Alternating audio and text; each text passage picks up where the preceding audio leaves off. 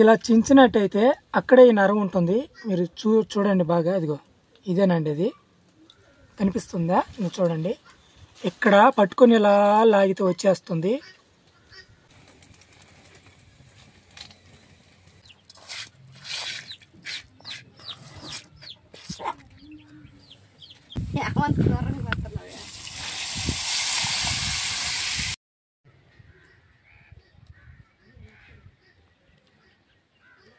Hi friends, welcome to my channel. Friends, మీరంతా ఎలా ఉన్నారో, బాగున్నారా? మీరంతా బాగుండాలని మనస్ఫూర్తిగా కోరుకుంటున్నాం. అందరికీ హ్యాపీ సండే. ఈ సండే స్పెషల్గా మా ఇంట్లో రొయ్యల పులుసు అయితే నేను చేస్తున్నాను. వీటిని మా ఆయన క్లీన్ చేసిస్తాడు.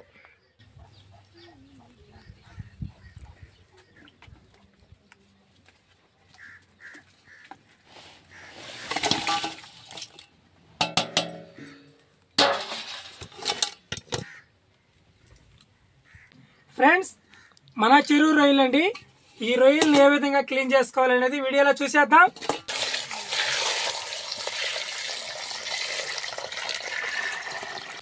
ఫ్రెండ్స్, ఈ పెద్ద రొయ్యలు అండి. వీటిని కూర చేసుకొని తినే కంటే కాల్చుకొని తింటేనే చాలా టేస్టీగా ఉంటాయి. అందుకని ఈ 2 రొయ్యలు మాత్రం తీసి పక్కన పెట్టేస్తున్నా.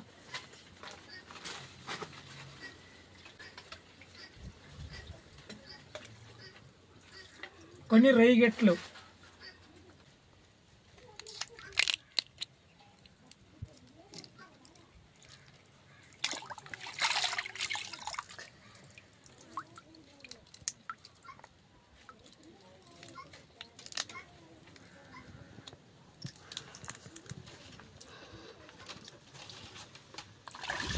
ఫ్రెండ్స్, రొయ్యి ఈ విధంగా ఒలిసిన తర్వాత దీని లోపల ఒక నరం ఉంటుందండి, పేగు ఉంటుంది. దాన్ని అయితే మనం తీసేసుకోవాలి.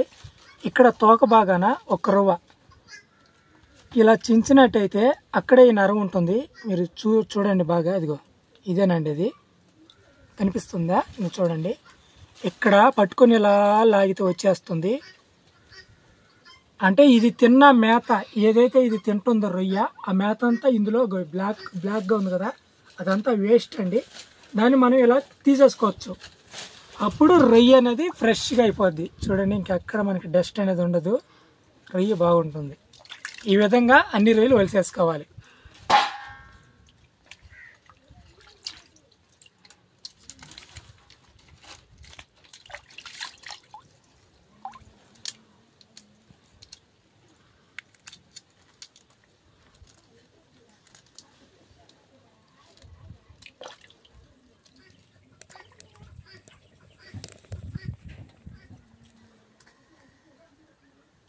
ఫ్రెండ్స్, రొయ్యలు అయితే నీట్గా వలిచేసానండి.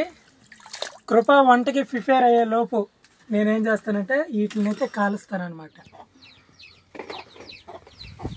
రొయ్య కాల్చుకొని తింటేనే దాని టేస్ట్.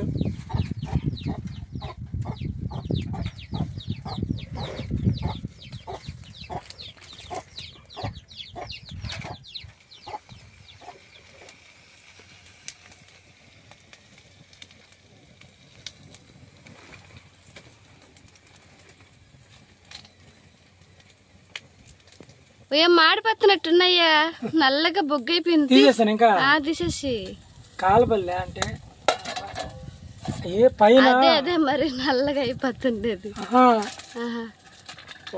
పైన దొంట్లో ఇట్లకి పైన తొక్కు వరలేదు కదా, తొక్కు అట్ట అనిపిస్తుంది అనమాట. కాలదా? కానీ కాలదా? మాది కండ ఉడుకుంటది, బాగా ఉడుకుంటది.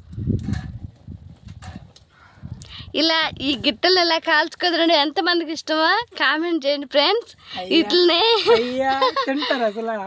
మనం అంటే అలవాటు కాబట్టి తింటాము. అందరూ ఎందుకు తింటారు? ఓ అమ్మ ఎందుకు తింటారయా? తింటారులేయా. అదే తిన్న వాళ్ళు ఎవరైనా ఉంటే కామెంట్ చేయండి. కూర నువ్వు ఎంత బాగా చేసిన కూర ఇది వచ్చినంత టేస్ట్ రాదు కృప, అవునా కదా? సరేలే, నువ్వు ఎట్ట అనక తినాలి తప్పదు. అదైతే నాకు దీంట్లోనే భాగం ఇచ్చేసి నా భాగం నాకు.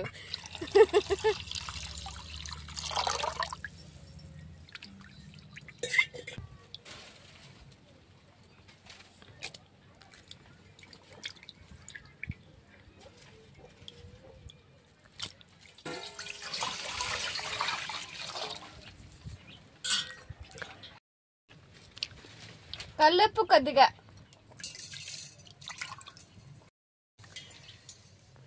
టమాటా, ఎర్రగడ్డ, పచ్చిమిర్చి వేస్తున్నా, కరివేపాకు,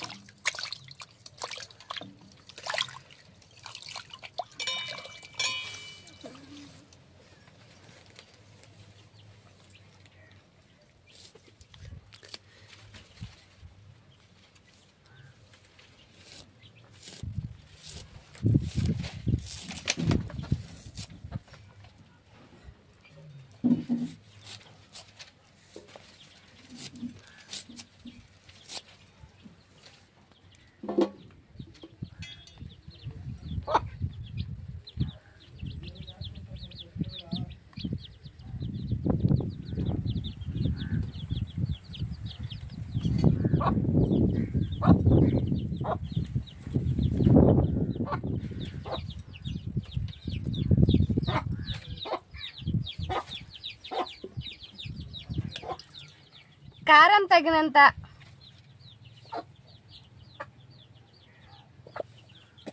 పసుపు తగినంత, కట్ చేసి పెట్టుకున్న టమాటా ముక్కలు, ఎర్రగడ్డ ముక్కలు, పచ్చిమిర్చి మూడింటిని వేసేస్తున్నా కూరలో. కొద్దిగా నూనె పోస్తున్నా, రుచికి సరిపడా కల్లుప్పు వేస్తున్నా, ఉప్పు కారం, టమాటా, ఎర్రగడ్డ రొయ్యలకి బాగా కారం పట్టేట్లుగా మొత్తం ఇలా కలిపేస్తున్నా.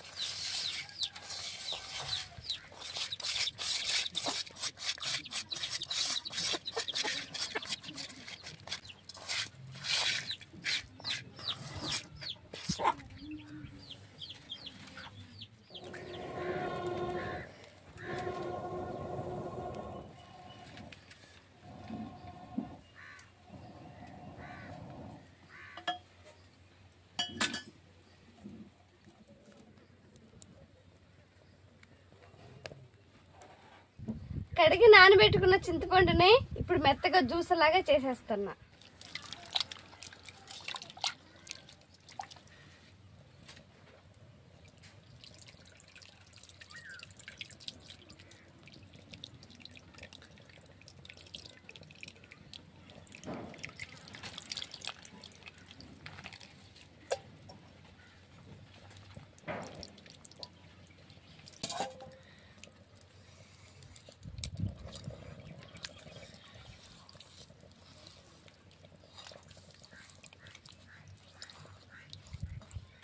పులుసు అయితే రెడీ చేసి పెట్టేసాను, తిరగమాత పెడుతున్నా.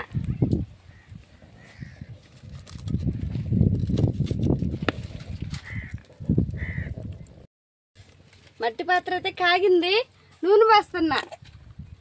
కూరకు సరిపడా నూనె అయితే పోస్తున్నా. నూనె అయితే కాగింది, ముందుగా జీలకర్ర వేస్తున్నా.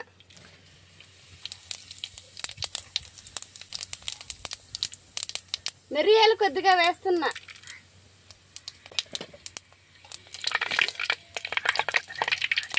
తరిగి పెట్టుకున్న ఎర్రగడ్డ ముక్కలు వేస్తున్నా.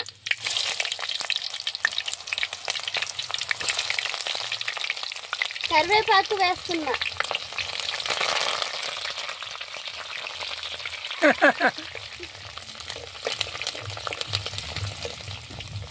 ఎర్రగడ్డలు ఎర్రగా కాగాయి, ముందుగా కలిపి చేసి పెట్టుకున్న రొయ్యల పులుసుని అయితే తిరగమాతలో పోస్తున్నా. ఏమంత దూరంగా పోతున్నావు?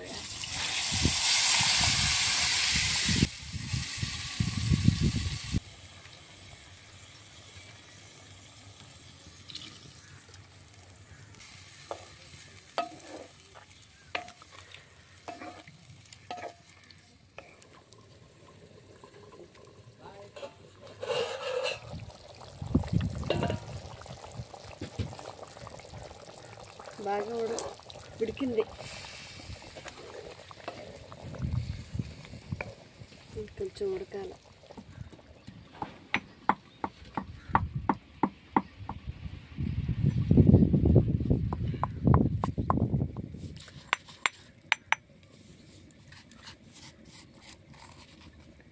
పొడి మెత్తగా వచ్చేస్తుంది. ఈ పొడి ఏంటంటే ధనియాలు జీలకర్ర దోరగా వేయించి ఇట్లా మెత్తగా పొడి చేసి పెట్టాను. ఇప్పుడు కూరలో చల్లుతాను.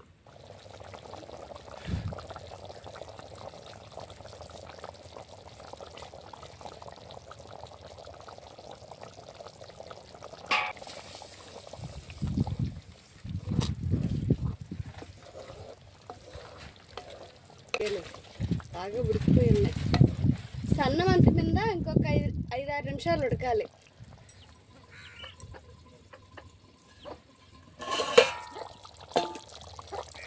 బాగా ఉడికిపోయింది. ఇప్పుడు ఒక 2 నిమిషాలు ఇలాగే ఉడుకుద్ది మట్టి పాత్రలోనే. బాగా దగ్గర పడిపోయింది. నూనె కూడా బాగా పైకి తేలిపోయింది. ఇంకా చల్లారిన తర్వాత టేస్ట్ చూడాలి. ఫ్రెండ్స్, కృప చేసిన రొయ్యల పులుసు అటికి పాత్రలో చేసిందండి. వండితేనే అంత టేస్టీగా ఉంటుంది. అలాంటి అటికి పాత్రలో చేస్తే ఇంకెలాగుంటుందో చూడండి. రొయ్య అయితే బాగా ఉడికింది. చూద్దాం ఎలాగుందో.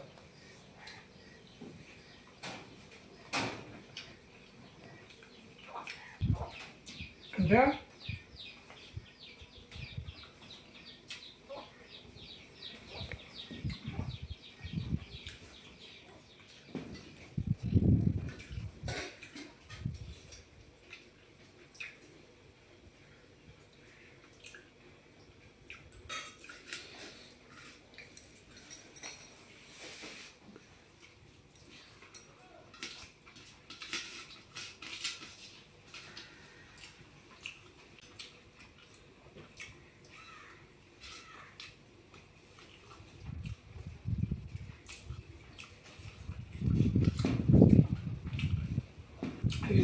ఇదేదో చెప్పాలని కాదండి, మనసులో నుంచి వస్తుంది ఫీల్.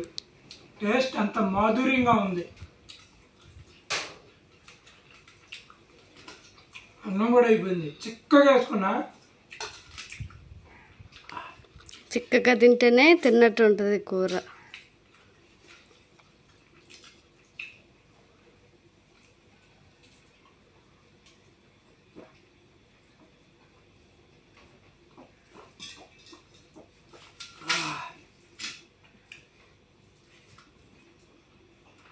బాగుంది కృప, చాలా బాగుంది.